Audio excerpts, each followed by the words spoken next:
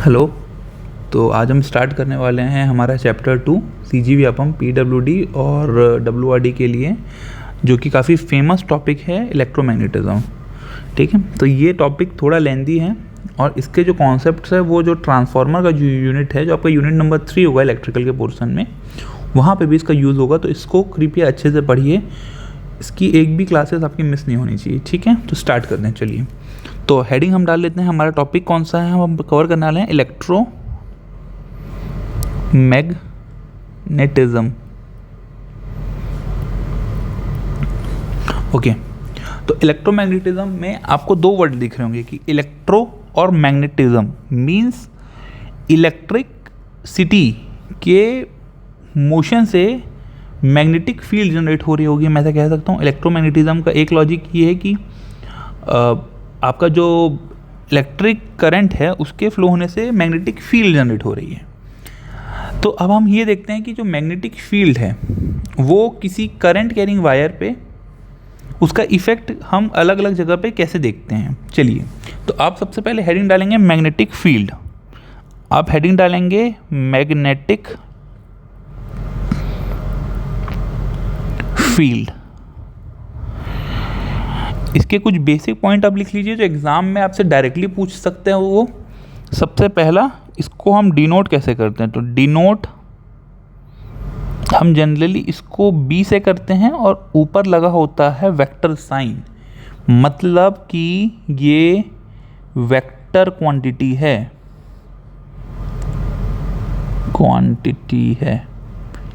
Vector quantity का मतलब simply magnetic field के पर्सपेक्टिव में आप ये समझ लीजिए, वेक्टर क्वांटिटी का मतलब हमको जो बी है दैट इज मैग्नेटिक फील्ड, उसका मैग्नीट्यूड भी हमको देखना पड़ेगा और डायरेक्शन भी उसका इवैल्यूएट करना पड़ेगा। मैंने क्या बोला, मैग्नेटिक फील्ड का मैग्नीट्यूड भी देखना पड़ेगा और डायरेक्शन भी देखना पड़ेगा। ठीक है, करेक्ट है यहाँ तक। अब अगर मैं इसकी यूनिट की बात करूँ, यूनिट, तो देखिए इसकी यूनिट है न्यूटन पर एम्पियर मीटर।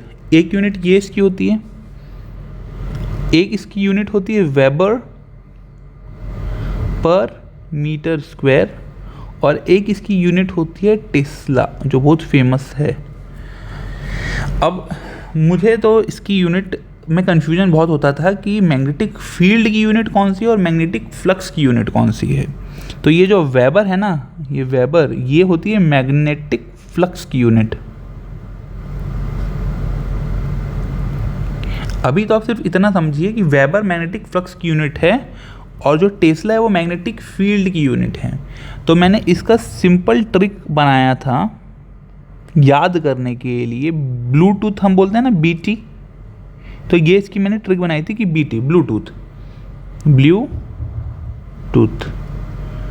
जैसे कि बी किसको डिनोट करता है, मैग्नेटिक फील्ड को। ये तो हम डिनोशन से ही समझ रहे हैं मैग्नेटिक फील्ड को। और वैसे ही मैग्नेटिक फ्लक्स को हम फाई से डिनोट करते हैं ताकि आपके कंफ्यूजन ही खत्म हो जाए। T means Tesla. तो टेस्ला और वेपर में बड़ा कंफ्यूजन होता है, तो आई होप ये बीटी से आपके ट्रिक से वो अगर क्वेश्चन आया तो अब आप सॉल्व कर डालेंगे।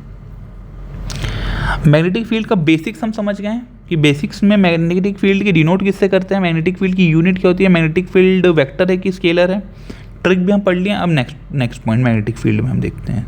ठीक है, मैं बड़ा बेसिक से आपको सिंपल करके बता रहा हूँ, वरना बड़ा थोड़ी चीज़ें कॉम्प्लिकेटेड हैं। मैं आपको एकदम सिंपल करके बताने की कोशिश कर रहा हूँ। लेट्स सी आपको कितना समझ आता है। अब आप समझिए, देखिए जो मैग्नेटिक फील्ड है, अब हम इसके बारे में तो ये समझ गए कि मैग्नेटिक फील्ड एक वेक्टर क्वांटिटी है। इसकी यूनिट हमने देख लिया, मैग्नेटिक फ्लक्स की भी देख लिया हमने, वेबर यूनिट होती है। अब मैग्नेटिक फील्ड को डिटरमाइन कैसे करते हैं, देखो, determination of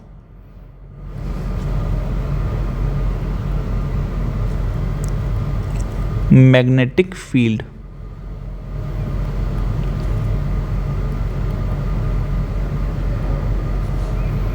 determination of magnetic field, देखिए सिंपली मैग्नेटिक फील्ड को हम डिटरमाइन किससे करते हैं, ये करते हैं बायो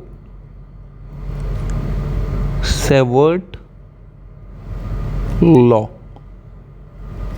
मैग्नेटिक फील्ड को डिटरमाइन करने के लिए लॉ कौन सा है? Biot-Savart law.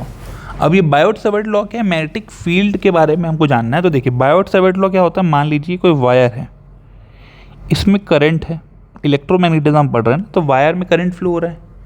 मान लीजिए कोई पॉइंट P है, ये कोई पॉइंट P है, इस पे आपको मैग्नेटिक फील्ड निकालना है, ठीक है। तो हम क्या करेंगे, एक स्मॉल सेक्शन लेंगे, मान लीजिए ये जो सेक्शन है ये DL है, स्मॉल सेक्शन DL। अब ये जो DL है उससे जो पॉइंट P की डिस्टेंस है उसको हम R मान लेंगे, और वायर और इस बीच इसके ये R के बीच की जो एंगल है, ये एंगल, इसको हम क्या मान लेते हैं? थीटा मान लेते हैं। I कैसे फ्लो हो रहा है? अपवर्ड में, ये DL है, स्मॉल एक स्ट्रिप लेंथ की, ये जो स्ट्रिप है उसकी लेंथ है, डिस्प्लेसमेंट लेंथ, और ये डॉटेड जो है वो P पॉइंट तक डिस्टेंस है जो कि R है, ठीक है। अब तो अकॉर्डिंग टू बायोट-सावर्ट लॉ जो magnetic field intensity, magnetic field intensity due to DL भी वेक्टर है, याद रखिए, length of wire is small element लिए तो मैग्नेटिक फील्ड भी स्मॉल के लिए dB हो जाएगी, स्मॉल एलिमेंट DL के लिए dB हो जाएगी। यहाँ तक आपको क्लियर है? तो देखिए, तो dB जो होगी स्मॉल एलिमेंट के लिए जो कि वेक्टर है, मीन्स ये इसका जो प्रोडक्ट होगा, जो यहाँ वैल्यू होगी वो वेक्टर क्वांटिटी होनी चाहिए, म्यू नॉट बटा 4 pi into I into DL vector, cross product है इसका विथ R अपॉन यहाँ R क्यूब में मैंने कोई वेक्टर नहीं लगाया है, मीन्स ये स्केलर क्वांटिटी, इसकी मैग्नीट्यूड की मैं बात कर रहा हूँ R के, ठीक है। नीचे जो R है वो स्केलर क्वांटिटी है क्योंकि मैं सिर्फ मैग्नीट्यूड ले रहा हूँ R का, ठीक है। तो अगर मैं dB की बात करूँ, ये मैग्नीट्यूड की, सिर्फ dB के मैग्नीट्यूड की बात करूँ तो mu naught by 4 pi same आएगा इंटू IB। अब जो DL क्रॉस R होता है उसको हम क्या लिख सकते हैं? DL R sine theta upon R cube, ये क्रॉस प्रोडक्ट का रूल होता है, ये तो क्रॉस प्रोडक्ट का रूल हुआ ना। अरे ये देखिए, DL क्रॉस R को हम DL R साइन थीटा लिख सकते हैं, where theta is the angle between DL and R, ठीक है। तो यहाँ से ये R से एक R कट गया तो स्क्वायर हो गया। तो जो dB की मैं मैग्नीट्यूड की मेरी बात आई, dB की मैग्नीट्यूड की जो मेरी बात आ रही है वो क्या आ रही है? म्यू नॉट बटा 4 pi into I into DL sine theta by R square.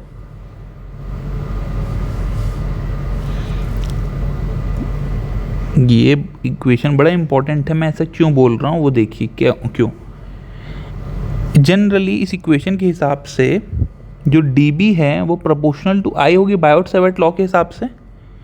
जो जस्ट अ सेकेंड, जो dB है वो प्रोपोर्शनल होगी I के, करेक्ट। जो dB है वो प्रोपोर्शनल होगी साइन थीटा के, जो dB है वो प्रोपोर्शनल होगी 1 बाय R स्क्वायर के, या inversely proportional to R square भी आप बोल सकते हैं, और dB जो है वो प्रोपोर्शनल होगी DL के। यहाँ तक कोई डाउट है किसी को? नहीं। चलिए अब देखिए, जो म्यू नॉट बटा 4 पाई है ये कांस्टेंट होता है एक्चुअली, इसकी वैल्यू होती है 10 टू द पावर -7, पर क्या ये यूनिट लेस होता है? नहीं, इसकी यूनिट होती है। अभी हम वो लिखते हैं क्या,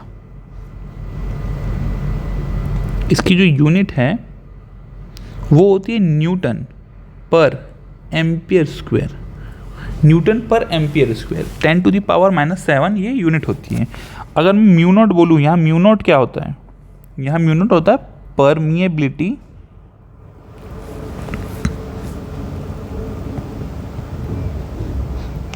ऑफ फ्री स्पेस या वैक्यूम भी आप बोल सकते हैं, या एयर भी उसको बोल सकते हैं। इसकी भी यूनिट क्या होगी, न्यूटन पर एम्पीयर स्क्वायर, क्योंकि 4 पाई इज कांस्टेंट, 4 पाई की तो कोई यूनिट नहीं होती। ठीक है, ओके। अब हम देखते हैं कि यहाँ से हमको एक मैग्नीट्यूड का आइडिया लग गया कि मैग्नीट्यूड क्या होगी मैग्नेटिक फील्ड की। पर मैग्नेटिक फील्ड तो यार वेक्टर क्वांटिटी है, तो उसका डायरेक्शन में हमको निकालना पड़ेगा। तो अब नेक्स्ट हेडिंग आप डालिए डायरेक्शन ऑफ मैग्नेटिक फील्ड।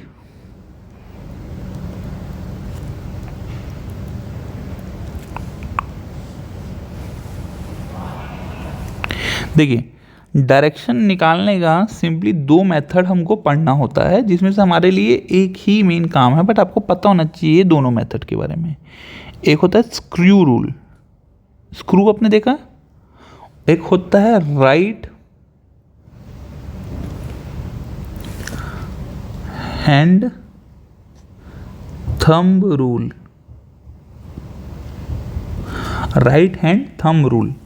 अब पहले हम इसको समझते हैं, आप अच्छे से समझिए, ये आपको बिल्कुल मिस नहीं करना है। देखिए, सबसे पहले स्क्रू रूल। देखिए, आप समझिए कि ये कोई स्क्रू है आपका, ठीक है, ये कोई स्क्रू है। तो जो स्क्रू का डायरेक्शन होगा, ये डायरेक्शन, ये होगा आप करंट का डायरेक्शन होगा। अभी मैं आपको एग्जांपल से समझाऊंगा। अब ये जो स्क्रू है वो क्लॉक घूम रहा है या एंटी क्लॉक घूम रहा है, मतलब आई मीन टू से, ऐसे समझिए। देखिए, अगर अब आपको ये आई डायरेक्शन में आपने स्क्रू फंसा दिया, अब स्क्रू को आप टाइट करने के लिए ऐसे घुमाएंगे, तो जब स्क्रू को टाइट करने के लिए आप घुमाएंगे तो जो ये डायरेक्शन होगा ना टाइटनिंग टॉर्क का, यही डायरेक्शन होगा मैग्नेटिक फील्ड का। अभी आपको कुछ समझ नहीं आया, ये मुझे भी समझ आया है कि आपको कुछ समझ नहीं आया है, तो पैनिक मत करिए, यहाँ एग्जांपल देखिए और इसको क्लियरिफाई कर लीजिए। यहीं पे कैसे मैं बोलूँ, देखिए, चलिए मान लीजिए यार ये मेरे करंट है, ये एक प्लेन ऑफ पेपर की मैं बात कर रहा हूँ, ये एक प्लेन ऑफ पेपर में वायर रखा हुआ है, तो करंट ऐसे ही जाता हुआ दिखेगा मुझे। अब मान लीजिए ये पॉइंट P है, प्लेन ऑफ पेपर में एक पॉइंट P है जो कि इस वायर के ऊपर साइड है, ठीक है ना। तो देखिए, इस प्लेन ऑफ पेपर में या तो वो मुझे मैग्नेटिक फील्ड का डायरेक्शन या तो पेपर के बाहर आता दिखेगा आउटवर्ड, या तो पेपर के तरफ इनवर्ड। तो मैं आउटवर्ड को डिनोट करता हूँ इस साइन से, पेपर के बाहर जो आ रहा है वो आउटवर्ड, पेपर के अंदर जो जा रहा है वो इनवर्ड, मीन्स क्रॉस से मैं डिनोट करता हूँ ताकि हमको डायरेक्शन समझ आए। अब देखिए, अब हमको क्या करना है, सिमिलरली ये प्लेन ऑफ पेपर में एक वायर लेटा हुआ है, समझ लीजिए करंट फ्लो हो रहा है। तो अब मैं क्या करूँगा, करंट एस के डायरेक्शन में मैंने वायर इसको रख दिया, करंट के डायरेक्शन पे ये नेल का डायरेक्शन। अब अगर मुझे स्क्रू टाइट करना रहता है तो मुझे क्लॉकवाइज रोटेशन डालना पड़ता है, तो ये क्लॉकवाइज रोटेशन इस तरफ डलेगा, आप समझिए। तो क्लॉकवाइज मतलब क्या होगा, क्लॉक मतलब ये कुछ ऐसा, तो आप समझिए जो इस वायर के इस साइड जितने भी पॉइंट होंगे, क्योंकि क्लॉकवाइज है मतलब ये दबा रहा होगा इस साइड, तो इस साइड जितने भी वो होंगे वो इनवर्ड होंगे, और इस साइड जो होंगे वो आउटवर्ड होंगे, कि क्लॉकवाइज है ना। मतलब कैसा है एक्चुअली, ये दिख कैसा रहा है आपको, देखिए इस वायर को अगर मैं ना इसका फ्रंट व्यू देखूंगा, यहाँ से अगर मैं व्यू देखूँ, इधर से मैं अगर व्यू देखूँ, तो जो करंट होगा, करंट वो इनवर्ड होगा पेपर के अंदर। करंट अगर मैं यहाँ से देखूँगा तो ये जो पॉइंट होगा पेपर के अंदर जा रहा होगा ना व्यू में, और अगर अब मैं इसको स्क्रू को कसूँगा अगर ऐसा, तो स्क्रू को कस रहा हूँ मतलब मैं कुछ इस तरह घुमा रहा हूँ, तो ये बी का डायरेक्शन होगा। तो आप खुद समझिए कि जो ये इसके राइट साइड जो भी होंगे पॉइंट इस साइड पे, वहाँ पे ये बी इस ये पेपर है, तो राइट साइड जितने भी हुए तो यहाँ पे बी को दबा रहा है, बी पेपर को, और इस डायरेक्शन पे बी के आउटवर्ड, देखिए इस डायरेक्शन पे ये है सब। तो ये अब आपको समझ आ गया। अब आप मुझे क्वेश्चन का, यहाँ पे मैं दूसरे का डायरेक्शन लिख रहा हूँ, अब इस नियम से आप मुझे समझाइए दूसरा का डायरेक्शन। चलिए, ये नियम आप लगाएंगे, ये वायर है, इसका आंसर आप खुद से लिखिए। ये वायर है और ये पॉइंट Q है मान लीजिए। अब इस पॉइंट पे मुझे आप बताइए कि B जो है वो इनवर्ड होगा या आउटवर्ड होगा। आप सिंपली मुझे इतना बताइए, B इनवर्ड होगा कि आउटवर्ड होगा।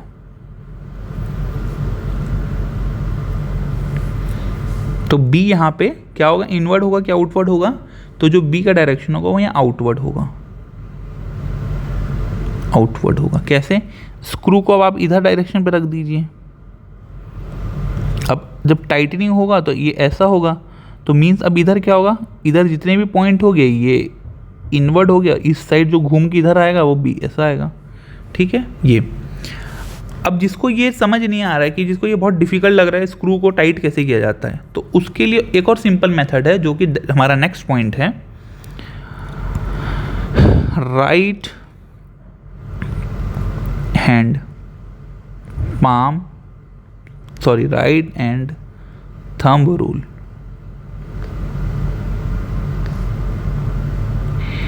सिंपल ये नियम है, आपने हाथ का जो राइट हैंड है वो रखिए और उस राइट हैंड को आप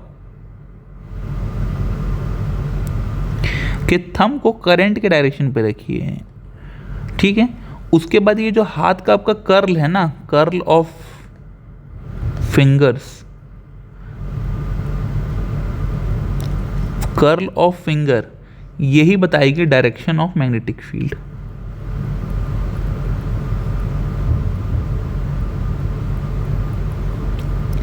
ये चमका या नहीं चमका आप लोगों को? अब अगर नहीं चमका तो फिर इसका भी एग्जांपल मैं एक बार फिर से करवा देता हूँ। सिमिलर एग्जांपल हम लेते हैं जो पहले लिए थे। चलिए,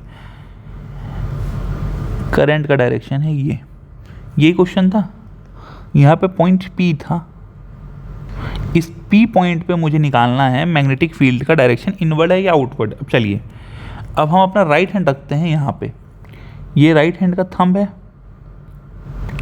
और ये उंगली होगी कोई हमारी। ठीक है, ये थंब है हमारा। अब आप मुझे खुद बताइए, अगर आपने राइट हैंड ऐसा रखा है, अपना राइट हैंड इस वायर पे अंगूठा लगा दीजिए। अभी कर्ल कहाँ कर रहा है? आप कर्ल करिए हाथ को, तो कर्ल कुछ इस तरह कर रहा होगा, ऐसा। अरे हाँ या नहीं? कर्ल देखो ना, P पॉइंट को उठाने की कोशिश कर रहा होगा राइट हैंड से आपका। तो P पॉइंट पे अगर उठ रहा है मतलब क्या है, यहाँ पे आउटवर्ड मैग्नेटिक फील्ड का करंट अफेक्ट है, वर्ड। और इस साइड इनवर्ड। अरे इससे सिंपल तो भाई साहब कुछ नहीं हो सकता। अब हम P देख लेते हैं, यहाँ पे हमने क्या बनाया था। तो अगर मैं यहाँ पे P देखूँ तो यहाँ पे इनवर्ड था और यहाँ पे आउटवर्ड था। ठीक था ना? ये देखिए, यहाँ पे इस साइड इनवर्ड था और इस साइड आउटवर्ड था। यहाँ पे इनवर्ड था और इसके अपर पॉइंट पे आउटवर्ड था। तो अब आप ये सेम इस पे लगा के देखिए और आप अपना आंसर मैच करिए। ठीक है, डायरेक्शन आप समझिए, नियम। अब चलिए नेक्स्ट हेडिंग डालिए जो कि बहुत इंपॉर्टेंट है।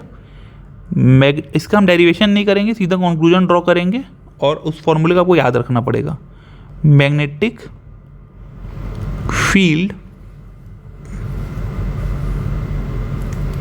Due to finite straight current carrying wire.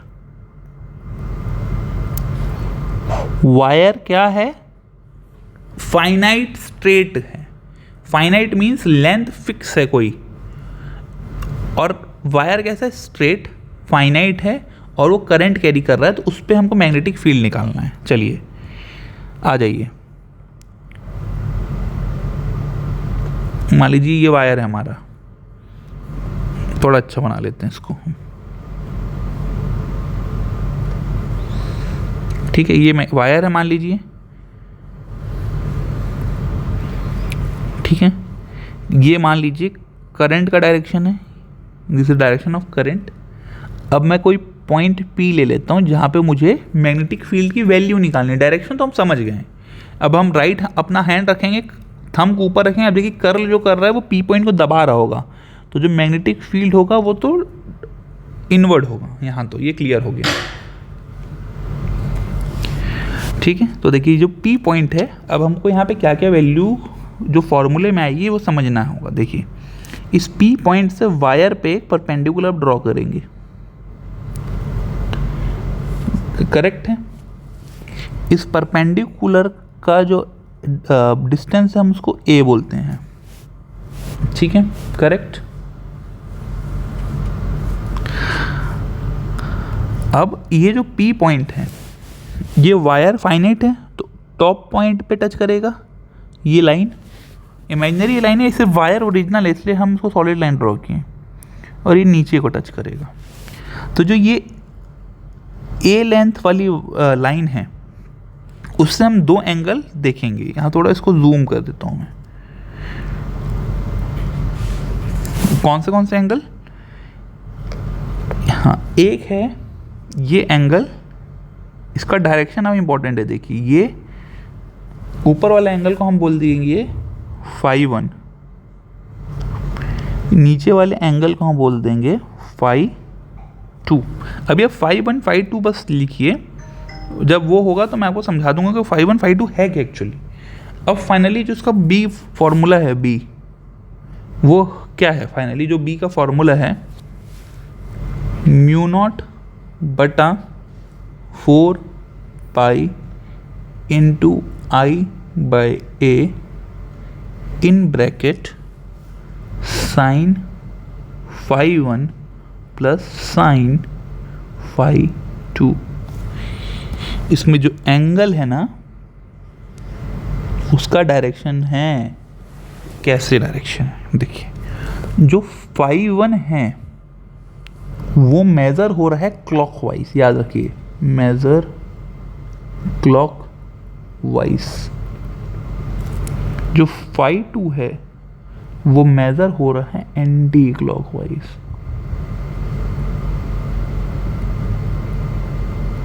तो जो भी आप एंगल लेंगे φ1 वो इस स्ट्रेट लाइन से क्लॉकवाइज मेज़र में आना चाहिए, टॉप पॉइंट को जब टच कर रहा हो P से एक्सटेंडेड लाइन। अभी हम क्वेश्चन देखेंगे तो आपको समझ आ जाएगा। यहाँ पे ए क्या है? एक है परपेंडिकुलर डिस्टेंस है पॉइंट P से वायर के बीच की, जो कि 90 डिग्री पे ड्रॉ कर रहा है, ठीक है। अब चलिए ये फॉर्मूला आप अच्छे से याद रखिए। अब जब हम क्वेश्चन सॉल्व करेंगे, जो कि अगला टॉपिक है आपका जिसमें हम क्वेश्चन सॉल्व करेंगे, ठीक है। तो चलिए पहला क्वेश्चन मैं यहाँ लिख रहा हूँ जल्दी से। चलिए ये क्वेश्चन है आपका। तो सबसे पहले हम फॉर्मूला लिख लेते हैं कि ये देखो ये फाइनाइट वायर है, दोनों लेंथ फाइनाइट है, तो B is equal to μ0/4 × I/A × sin φ1 plus sin φ2। φ1 क्या है? 45 डिग्री। अब φ1 कैसा होना चाहिए? क्लॉकवाइज। तो क्लॉकवाइज है तो हम इसको पॉजिटिव लेंगे। देख लीजिए ये जो है ये φ1 है, ऊपर वाला जो टॉप पॉइंट पे टच होना चाहिए वायर के। φ2 क्या है? 30 डिग्री। ये एंटी क्लॉकवाइज है, इसको एंटी क्लॉकवाइज ही होना चाहिए, तो ये पॉजिटिव है। तो जब हम इसको सीधा वैल्यू रखेंगे कि μ0/4 क्या होता है? 10⁻⁻7 हमने पढ़ा है। I क्या है? 2, A क्या है? 10, साइन 45 प्लस में ही रहेगा और साइन 30 प्लस में रहेगा। तो अब इसका जो भी आंसर होगा टेस्ला में आप लिख लीजिएगा क्वेश्चन का आंसर, ठीक है।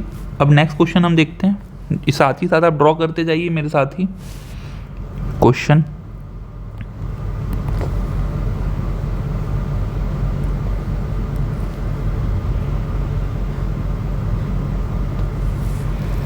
देखिए ये एक स्क्वायर है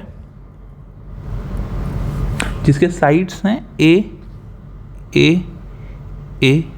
और ए।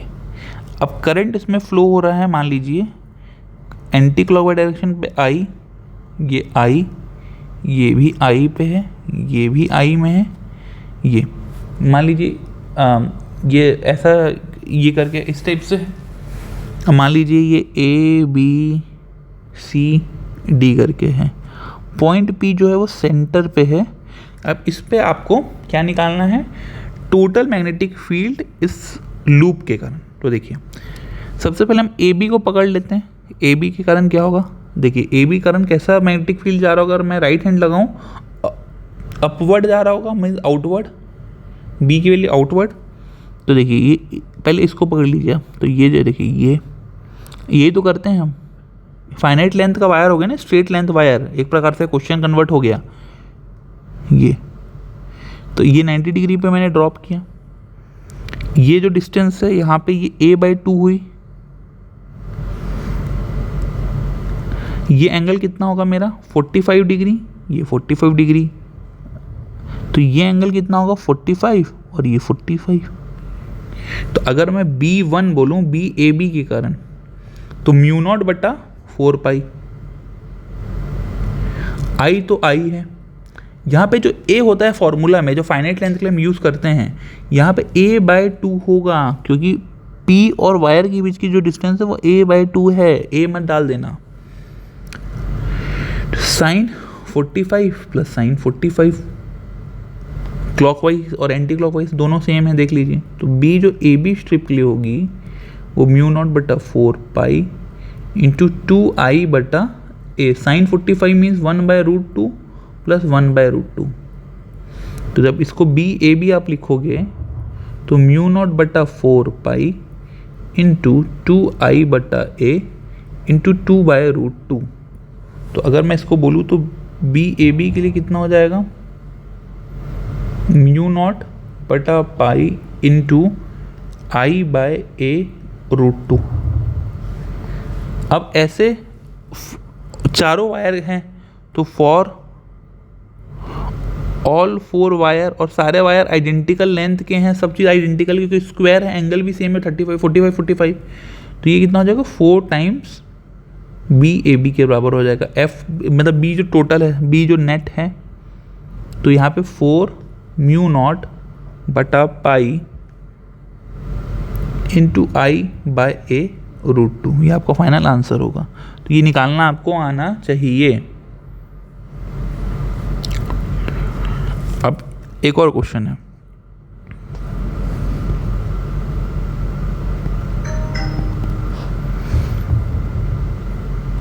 मान लीजिए स्ट्रेट एक वायर है,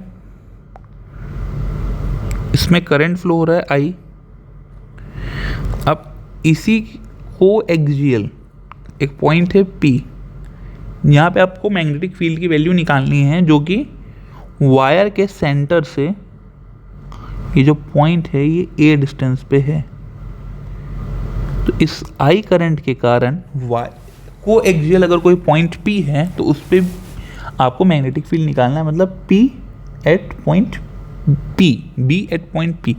अब तो B क्या होगा μ0/4 सिमिलरली स्ट्रेट कैरिंग वायर के लिए हम लगा देते हैं फॉर्मूला पहले I/A।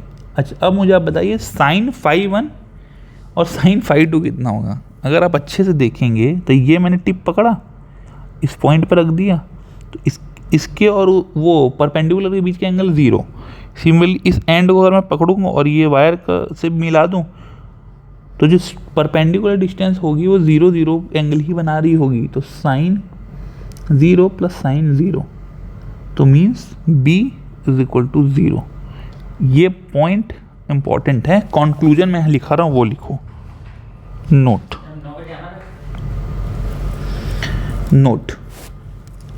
along wire magnetic field is 0। ये आपका हाईलाइटेड पॉइंट है जो आपको पता होना चाहिए कि along the wire magnetic field क्या होता है, 0 होता है। चलिए नेक्स्ट हेडिंग डालिए, magnetic field due to infinite straight current carrying wire.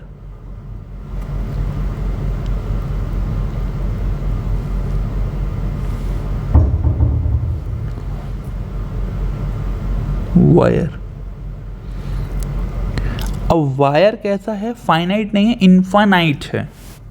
तो इसके लिए क्या होगा, तो देखिए वायर कैसा है, ऐसा, इधर भी इनफाइनाइट है, इधर भी इनफाइनाइट है, दोनों साइड से इनफाइनाइट है वायर, कोई दिक्कत वाली बात तो नहीं है। अब ये जो पॉइंट P है वो कहीं बीच में होगा, मान लीजिए कहीं पे भी अगर दोनों साइड इनफाइनाइट है तो ऐसा होगा, डिस्टेंस A होगा, सेंट्रल इसके बीच की करंट I फ्लो हो रहा होगा। अब देखिए ये पॉइंट जो होगा, इस पॉइंट से जो लाइन ड्रॉ होगा वो कुछ इन्फिनाइट पे मिल रहा होगा, ऐसा इन्फिनाइट पे मिलेगा ये भी। Two parallel lines meet an infinite और लेंथ इन्फिनाइट है, तो इन्फिनाइट पर मिलेगा ये।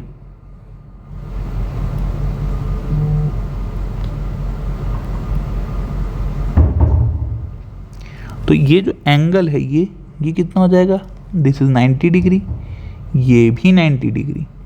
तो चलो फाई 1 मुझे बताओ, प्लस 90 डिग्री, एंटी क्लॉकवाइज है कि क्लॉकवाइज है, क्लॉकवाइज है, तो पॉजिटिव। फाई 2 कितना होगा, प्लस 90 डिग्री, एंटी क्लॉकवाइज है, तो एंटी क्लॉकवाइज हम पॉजिटिव लेते हैं फाई 2 में।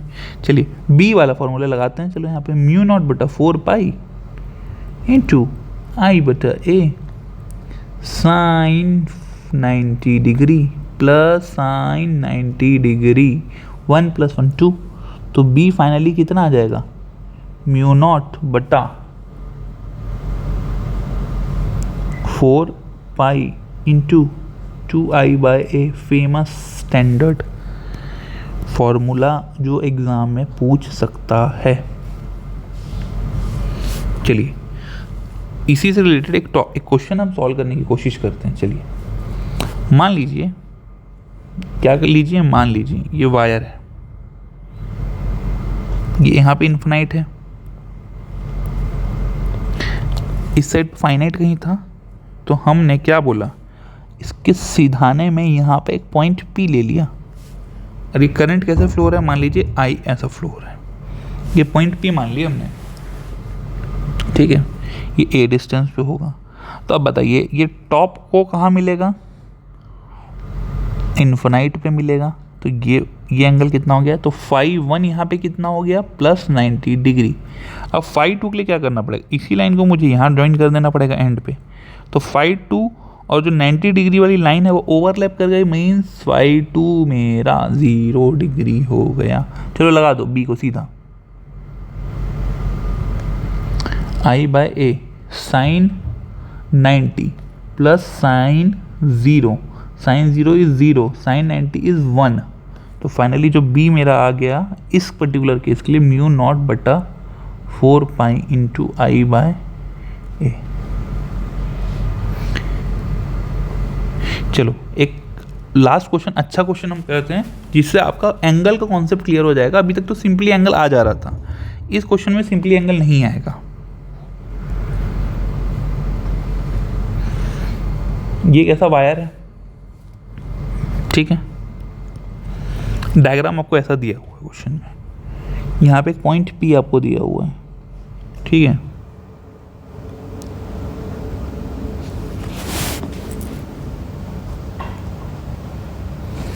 डायग्राम कुछ आपको इस तरह से ऐसा दिया हुआ है।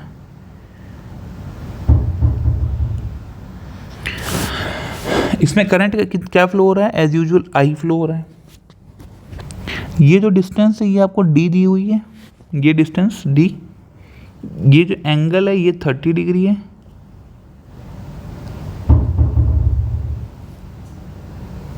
और ये जो एंगल है ये एंगल ये 60 डिग्री है। तो अब हमको पहले तो क्या क्या फॉर्मूला अगर मैं लगाऊं स्ट्रेट कैरिंग वायर के लिए, तो म्यू नॉट बटा 4 pi into I/a sine phi 1 plus sine phi 2।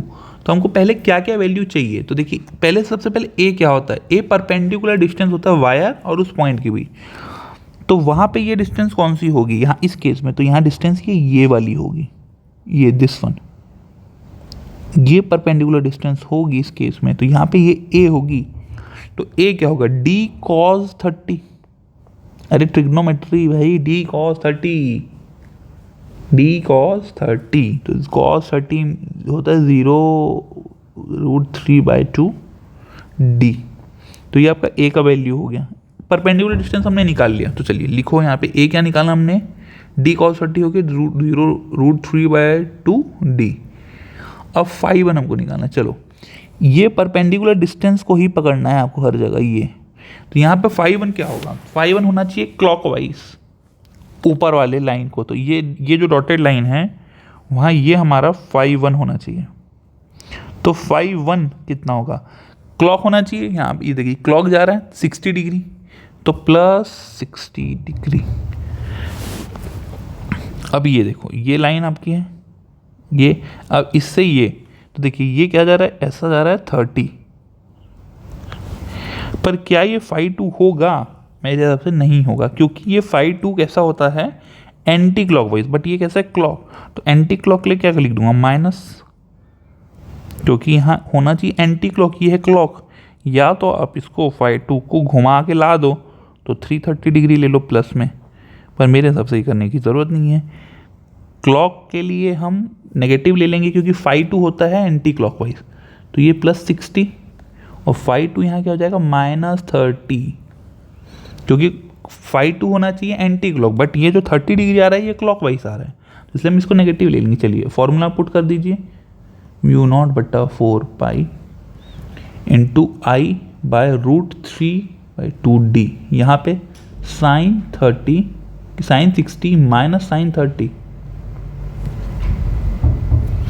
तो जो B है यहाँ पे μ0/4π × 2I/√3D, ये 2 ऊपर चला गया। sin 60 कितना होता है, √3/2, और sin 30 होता है 1/2।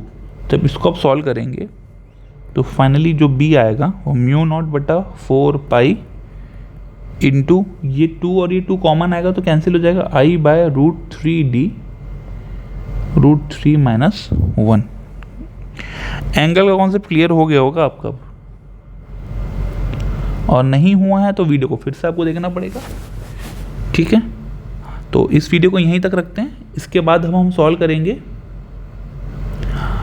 आपका जो सर्कुलर रिम है या सर्कुलर वायर अगर आप बनाएंगे, सर्कुलर करंट कैरिंग लूप में मैग्नेटिक फील्ड क्या होता है, हम इसको निकालेंगे।